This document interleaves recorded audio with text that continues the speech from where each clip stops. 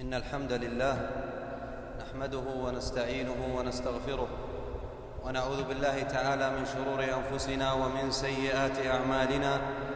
من يهده الله فلا مضل له ومن يضلل فلا هادي له، وأشهد أن لا إله إلا الله وحده لا شريك له، وأشهد أن محمدًا عبده ورسوله صلى الله عليه وعلى آله وأصحابه ومن تبعهم بإحسان إلى يوم الدين وسلم تسليماً كثيراً. يا أيها الذين آمنوا اتقوا الله حق تقاته ولا تموتن إلا وأنتم مسلمون. يا أيها الناس اتقوا ربكم الذي خلقكم من نفس واحدة وخلق منها زوجها وبث منهما رجالاً كثيراً ونساء، واتقوا الله الذي تساءلون به والأرحام إن الله كان عليكم رقيباً. يا أيها الذين آمنوا اتقوا الله وقولوا قولاً سديداً يصلح لكم أعمالكم ويغفر لكم ذنوبكم، ومن يطع الله ورسوله فقد فاز فوزاً عظيماً. أما بعد أيها المسلمون، لقد اصطفى الله لهذه الأمة خير الرسل محمدًا صلى الله عليه وسلم، واختار لصحبة نبيه خير الرجال في أمته، لا كان ولا يكون مثلهم. غفر الله ذنبهم ورفع مكانتهم ورضي عنهم بإيمانهم وإخلاصهم وصحبتهم وصدق نصرتهم للنبي صلى الله عليه وسلم. وإن مما يزيد في الإيمان يا إخوة الإيمان معرفة سير أولئك النخبة الذين شرفهم الله بالصحبة. قال الإمام أحمد رحمه الله: ومن السنة ذكر محاسن أصحاب رسول الله صلى الله عليه وسلم كلهم أجمعين، لقوله عليه الصلاة والسلام: لا تسبوا أصحابي فوالذي نفسي بيده لو أنفق أحدكم مثل أحد ذهبا ما بلغ مد أحدهم ولا نصيفه. وأفضل أولئك الصفوة أبو بكر الصديق، أرسخهم إيماناً وأغزرهم علماً وأكثرهم ملازمة للنبي صلى الله عليه وسلم، ثم عمر الفاروق بعده في الفضل والمنزلة، وثالثهم عظيم اليد كريم النفس أبو عبد الله عثمان بن عفان رضي الله عنه، ذو النورين وصاحب الهجرتين، وثالث الخلفاء الراشدين، وأحد العشرة المبشرين بالجنة، وأحد الستة الذين توفي رسول الله صلى الله عليه وسلم وهو عنهم راضي، ورفيق النبي صلى الله عليه وسلم في الجنة. قال عليه الصلاة والسلام: إنه ليس من نبي إلا ومعه من أصحابه رفيق معه في الجنة، وإن عثمان بن عفان هذا رفيقي معي في الجنة. كان رابع 4 دخلوا في الإسلام. قال ابن إسحاق في سيره: وكان أول الناس إسلاماً بعد أبي بكر الصديق وعلي وزيد بن حارثة. كان عثمان أول الناس إسلاماً بعد أبي بكر وعلي وزيد بن حارثة. اشترى الجنة مرتين. إنه عثمان بن عفان لن نرفع من مكانته إذا ذكرنا فضائله، بل نحن الذين نرتفع إذا تعلمنا بعض مآثره وأخلاقه. كان رضي الله عنه هين الطبع سهل المعاشرة لين الجانب، تألفه القلوب وترتاح له النفوس. الحلم والكرم والحياء والعفة خصال كريمة وأخلاق نبيلة جمعها عثمان رضي الله عنه فاجتمعت له القلوب. قال الشعبي رحمه الله: كان عثمان في قريش محبباً يوصون إليه ويعظمونه، أحبه جيرانه وأحبه رفقاؤه وأحبه أقاربه وعشيرته، حتى إن المرأة من قريش كانت ترقص صبيها وتلاعبه وتقول: أحبك والرحمن حب قريش عثمان، أحبك والرحمن حب قريش عثمان. تزوج رقية بنت رسول الله صلى الله عليه وسلم، وماتت عنده في ليالي غزوة بدر، فتأخر عن الغزوة من أجل تمريضها بإذن من رسول الله صلى الله عليه وسلم، وضرب له النبي صلى الله عليه وسلم بسهم من الغنائم، فهو معدود من البدريين. وجاء البشير بنصر المسلمين بغزوة بدر يوم دفنوها بالمدينة، فزوجه رسول الله صلى الله عليه وسلم بعدها أختها أم كلثوم، وتوفيت عنده سنة 9 من الهجرة. ولا يعرف أحد تزوج بنتي نبي غيره رضي الله عنه، ولذلك سمي ذو النورين. أخرج الطبراني عن عصمة بن مالك قال: لما ماتت بنت رسول الله صلى الله عليه وسلم تحت عثمان، قال رسول الله صلى الله عليه وسلم: زوجوا عثمان، زوجوا عثمان، لو كان لي ثالثة لزوجته، زوجوا عثمان، لو كان لي ثالثة لزوجته، وما زوجته إلا بالوحي من الله. كان مطيعا للنبي صلى الله عليه وسلم شديد الاتباع له. قال رضي الله عنه: صحبت رسول الله صلى الله عليه وسلم وبايعته، فوالله ما عصيته ولا غششته حتى توفاه الله عز وجل، ثم أبو بكر مثله، ثم عمر مثله. رواه البخاري. قال عبد الرحمن بن سمرة رضي الله عنه: توفي رسول الله صلى الله عليه وسلم وهو عنه راضي. توفي رسول الله صلى الله عليه وسلم وهو عنه راضي. كان رضي الله عنه عفيفا شريفا حافظا لدينه. يقول رضي الله عنه: والله ما زنيت في جاهلية ولا إسلام. كان رضي الله عنه شديد الحياء، كان حييا حتى وهو وحده في بيته، كان يكون في بيته وحده والباب مغلق عليه، فما يخلع ثوبه ليفيض الماء عليه، ويمنعه الحياء من أن يغتسل وهو قائم. ولا يوجد في الأمة من ينافسه في حيائه رضي الله عنه. قال صلى الله عليه وسلم: أشد أمتي حياء عثمان. وكان النبي صلى الله عليه وسلم يستحي منه. جلس عليه الصلاة والسلام ذات يوم في مكان فيه ماء، قد انكشف ثوبه عن ركبتيه، فلما دخل عثمان غطاهما، وكانت الملائكة تستحي منه رضي الله عنه. قال عليه الصلاة والسلام: إن عثمان حيي ستير تستحي منه الملائكة.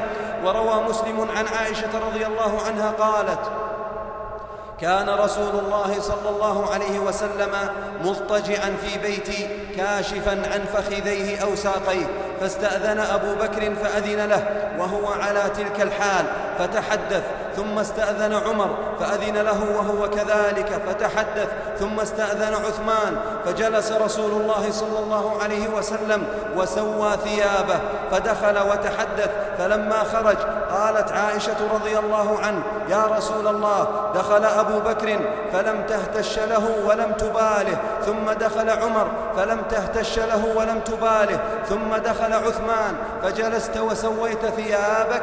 فقال عليه الصلاة والسلام: ألا أستحي من رجل تستحي منه الملائكة.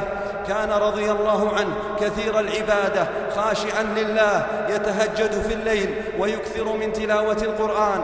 لما نزل قول الله تعالى: أمن هو قائم آناء الليل ساجدا وقائما، قال عمر رضي الله عنه: هذا هو عثمان، هذا هو عثمان، شديد الخوف من الله، وكثيرا ما يتذكر الآخرة ويكثر من زيارة المقابر، وإذا وقف على القبر بكى رضي الله عنه حتى تبتل لحيته، ويقول: إني سمعت رسول الله صلى الله عليه وسلم يقول: القبر أول منازل الآخرة، إن نجا منه فما بعده أيسر منه، وإن لم ينج منه فما بعده أشد منه. وكان محبا لكلام الله تعالى ويكثر من قراءة القرآن، وقرأ القرآن كاملا في ركعة واحدة من العشاء إلى الفجر. وشهدت له زوجته يوم قتل رضي الله عنه فقالت: والله